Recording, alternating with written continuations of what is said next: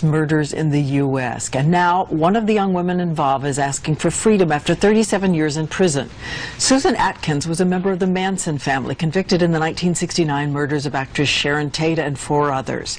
Now she has brain cancer. Doctors say she has just months to live, and she is raising questions about mercy then and now. We remember the wide eyes, the deranged laughter, smiling about murder.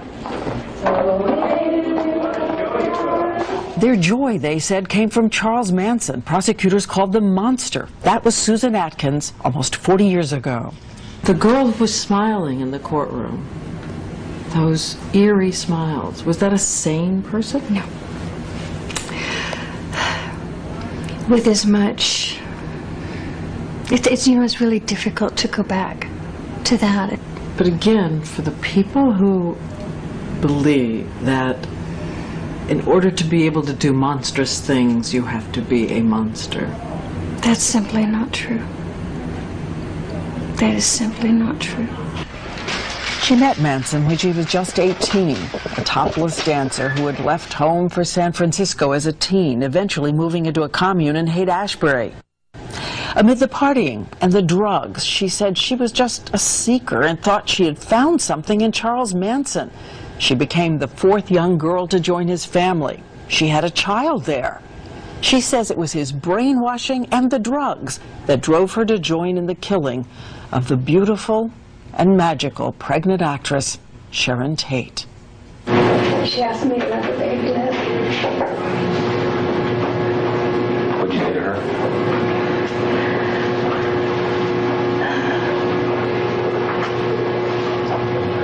That I didn't have any mercy on her. Now, all these years after the murder, Atkins dying from brain cancer, and her family are the ones pleading for mercy. It's ridiculous to continue to pay millions of dollars to keep her under custody when she can't sit up in bed.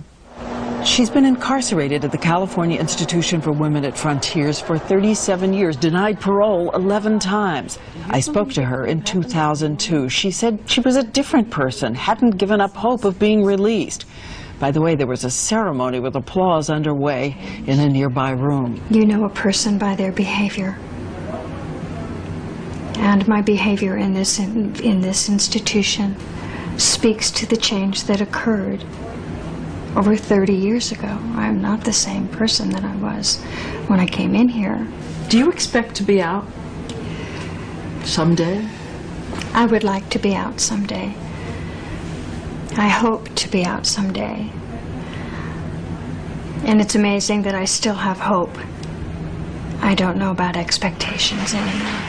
And Charles Manson himself has said, I didn't make them do anything. They did what they wanted to do. They did what they had inside them to do. It's who they were. I never told anybody to do anything other than what they wanted to do. And if they wanted to do murder, that was okay with you? That was none of my business, woman. I'm a convict. I'm an outlaw. I'm a rebel. I'm not a Sunday school teacher. I can't answer for what Charles Manson says. I don't know anymore what is in his mind. She said she has tried to live a transformation, spiritual enlightenment, helping others. One time I asked her why she keeps trying, and she said that she knew that she couldn't change public opinion. But that's not why you do good things. That's not why you try to help people. She said she found strength in the other women, lifers also sentenced to life in prison with the possibility of parole, though they rarely see it. Who's had the most parole appearances in the room? Anybody got a shot?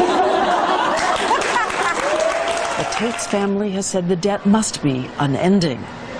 Sharon Tate's father, Paul, wrote, 31 years ago, I sat in a courtroom with a jury and watched with others. I saw a young woman who giggled, snickered, and shouted out insults. Even while testifying about my daughter's last breath, she laughed.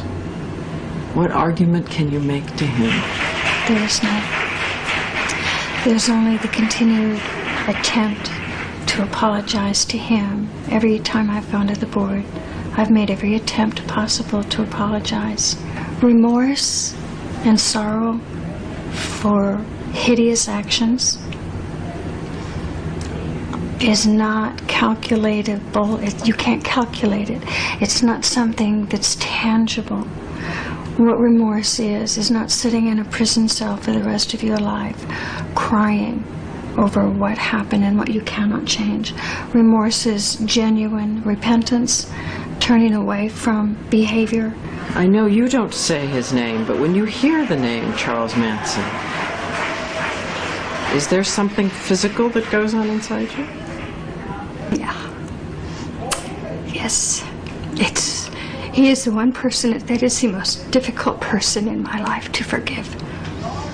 And I work on that.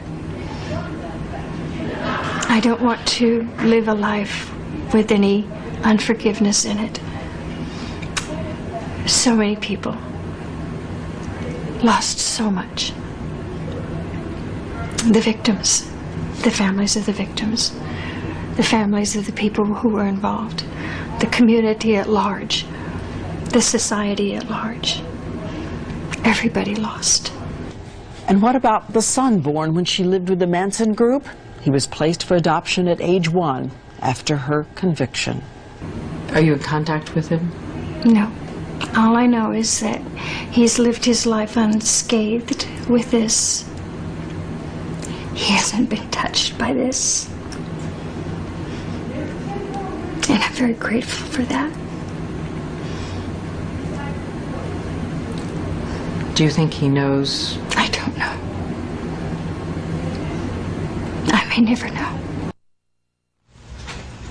And let us know what you think about her remaining days. In a